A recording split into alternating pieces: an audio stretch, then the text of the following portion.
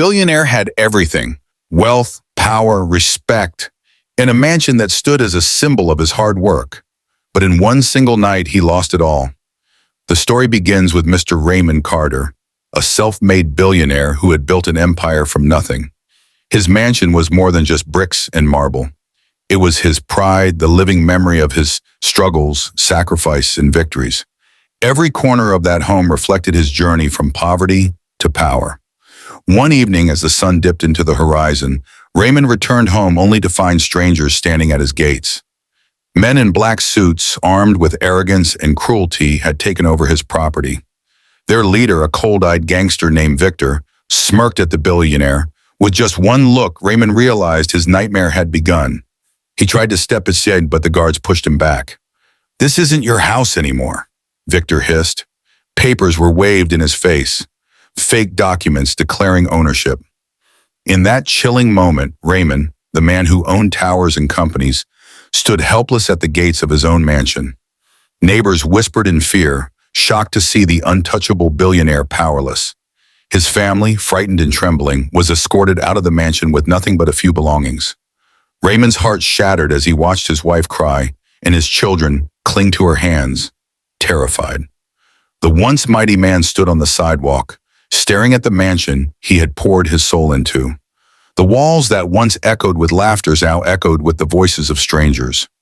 For the first time in decades, Raymond felt defeated, not by business rivals, but by ruthless criminals who didn't fear his money or his name. But deep inside, a fire began to burn. His voice cracked as he whispered to himself, "They may have taken my home tonight, but I will take everything back." That night marked not the end of his story, but the beginning of his fight. Raymond Carter, the billionaire who once walked into boardrooms with unmatched confidence, now stood in silence outside his own mansion. His family huddled close to him, trembling, while the gang's men laughed from inside the gates. The sight was unbearable. The proud home where birthdays were celebrated, where dreams were shared, was now under the control of criminals. His youngest daughter, clutching his hand tightly, whispered, "Daddy, why can't we go inside?" The question stabbed Raymond's heart like a knife. He couldn't answer. For the first time, words failed him. As the night grew darker, his neighbors avoided eye contact. Some pitied him, others feared being associated with his fight. The billionaire, once admired by everyone, was now left standing alone. That was the cruelest part. Not just the loss of property, but the humiliation of watching everything slip away while the world stayed silent. The next morning, Raymond tried to seek justice. He rushed to the police station with all his documents, proof of ownership, and legal rights. But the officer behind the desk gave him a cold smile. "Mr. Carter, we can't intervene. The gang claims ownership, and until the courts decide, our hands are tied." Raymond's fists tightened. He knew the truth. The gang had powerful connections in politics and law enforcement. They had bribed their way into the system. Money couldn't buy justice this time, not when corruption ran deeper than wealth. That evening, Raymond drove past his mansion again. Through the gates, he saw Victor, the gang leader, sitting comfortably in his living room, sipping wine as if he owned the place for decades. His blood boiled. Rage and helplessness collided inside him. Standing outside, Raymond whispered with tears in his eyes, "You've taken my home, my pride, but you will never take my spirit." In that pain, something stronger was born. The billionaire who once lived for luxury now had a new purpose: to reclaim not just his property, but his dignity. For the next few days, Raymond Carter lived like a man stripped of his identity. The billionaire who once signed billion-dollar deals now rented a small apartment for his family. His wife tried to stay strong, but Raymond often caught her crying in silence. His children, once carefree, now looked at him with questions he could not answer. Every night, Raymond drove past the mansion. It wasn't just a house, it was his soul, his life's work. Now it stood like a fortress of mockery, guarded by thugs who laughed at his downfall.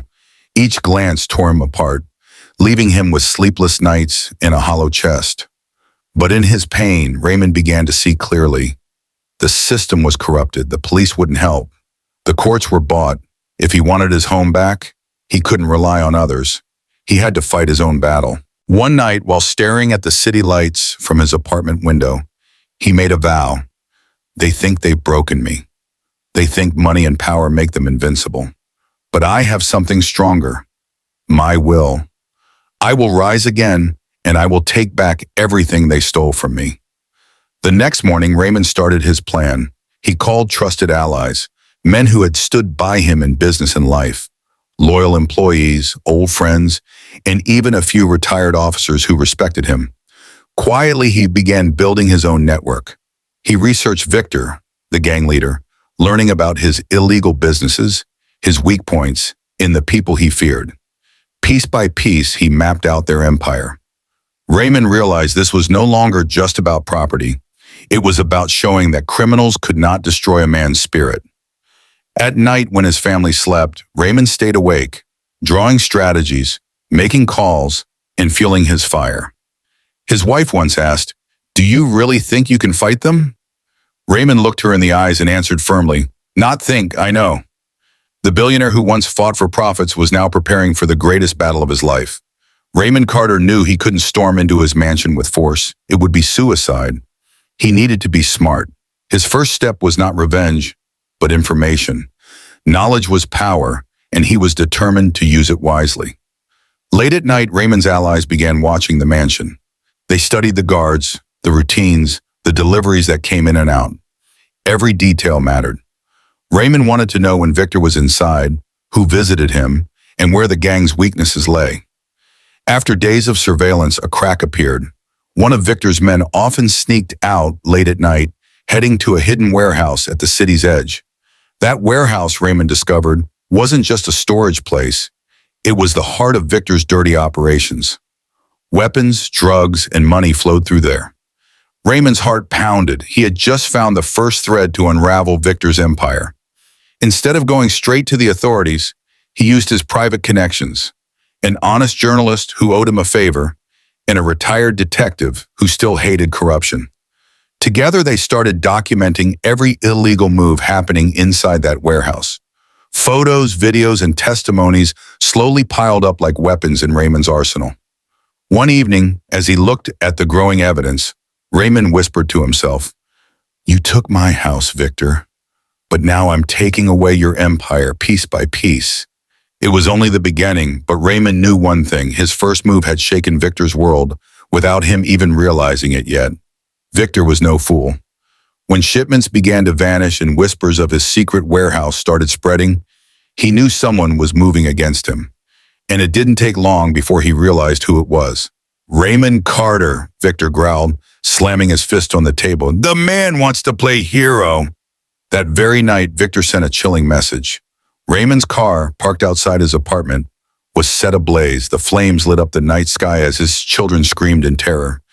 Neighbors gathered, whispering in fear. Raymond pulled his family close, his jaw tightening. He refused to let them see his fear, but inside, rage boiled like fire. Victor wasn't done. The next day, Raymond received an anonymous call. A voice sneered through the phone. "Walk away, Carter. Forget your mansion, forget your pride, or the next fire won't be your car. It'll be your family." For a moment, the billionaire felt the weight of helplessness again. His family's safety meant everything. But instead of breaking him, the threat only fueled his determination. He looked at his children's frightened faces and made a silent vow. "No one will harm you. I will end this once and for all." That night, Raymond expanded his plan. He wasn't just gathering evidence anymore. He was preparing for war. He armed his allies, secured safe houses for his family, and spread rumors to confuse Victor's men. The billionaire who once signed business contracts was now strategizing like a general in battle. And for the first time, Victor had underestimated his enemy. The game had changed. Raymond was no longer defending. He was preparing to strike back. Raymond Carter had reached his breaking point. He was no longer just a billionaire stripped of his home. He was a man on a mission, driven by rage and love for his family. His first move was calculated. Using the evidence he had gathered, he secretly leaked Victor's warehouse activities to the journalist. Within days, a breaking news report shook the city. Illegal syndicate exposed. Massive warehouse raid underway. Police swarmed the site. Victor's men scattered like rats, and for the first time, the gang leader felt pressure closing in on him.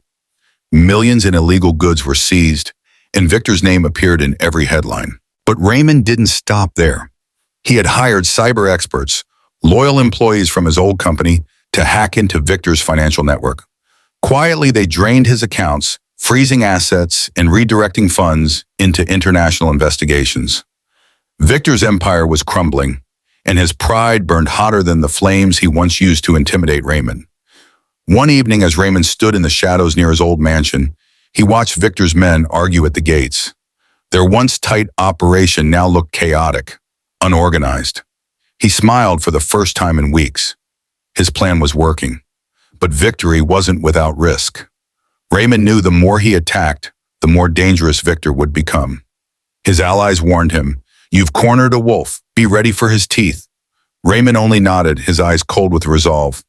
"I've fought businessmen all my life. Now I'm fighting criminals, and I don't lose." For the first time, the balance had shifted. Raymond was no longer the hunted, he was the hunter. The mansion stood like a dark fortress against the night sky, its once welcoming lights now replaced with the shadows of armed men. For Raymond Carter, this was not just a house. It was the heart of his legacy, the place where his family's dreams had been built. And tonight, he would reclaim it, no matter the cost. His allies were ready.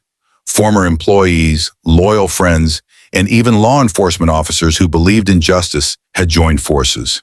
Together, they surrounded the estate silently, like hunters circling their prey. Raymond, dressed in black, stood at the front. His eyes were tired, but the fire in them burned brighter than ever. Inside, Victor raged like a lion in a cage. His empire was falling apart, his accounts frozen, his warehouses seized, and his men deserting him one by one. Yet he clung to the mansion, desperate to keep the one symbol of power left in his hands.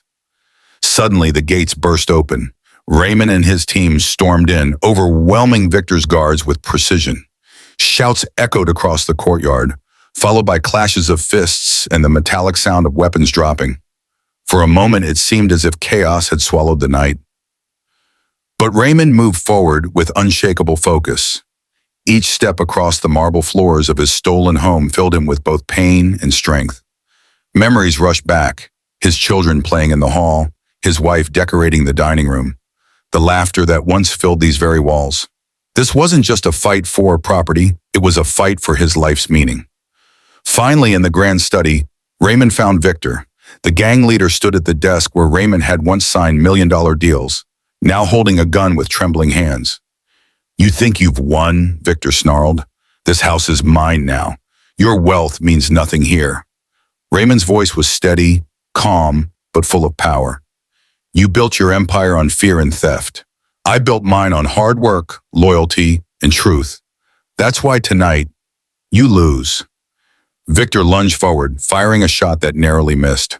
But Raymond, fueled by fury and determination, charged. The two men clashed, the guns sliding across the polished floor. Blow after blow, the fight became a brutal test of willpower. Victor's strength came from desperation. Raymond's came from love, for his family, his people, his home. With one final surge, Raymond overpowered Victor, slamming him against the desk. "This ends now," he said, his voice echoing with finality. Moments later, police officers swarmed in, placing Victor in handcuffs. His screams of rage faded as he was dragged away into the night, his empire reduced to ashes. When dawn broke, golden sunlight poured across the mansion. Raymond stood at the gates, exhausted yet victorious. His wife and children rushed into his arms, tears streaming as they clung to him. For the first time in weeks, his home felt alive again. The billionaire had been tested by fire, stripped of everything, but through resilience, intelligence, and courage, he had reclaimed not just his mansion, but his dignity, his legacy, and his family's future. And this time he swore nothing would ever take it away from him again.